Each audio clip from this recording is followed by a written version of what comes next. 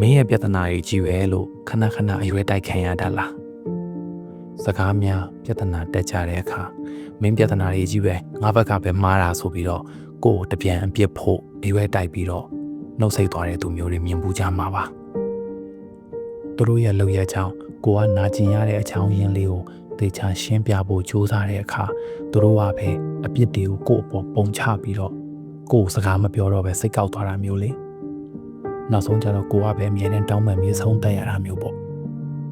အဲ့ဒါကအပြစ်တွေကိုလွှဲချတဲ့ blame shifting နဲ့တိတ်ဆိတ်မှုဆိုတဲ့ silent treatment ကိုပေါင်းပြီးတော့စိတ်ပိုင်းဆိုင်ရာအသာစီးရယူတဲ့နည်းလမ်းတစ်ခုပါ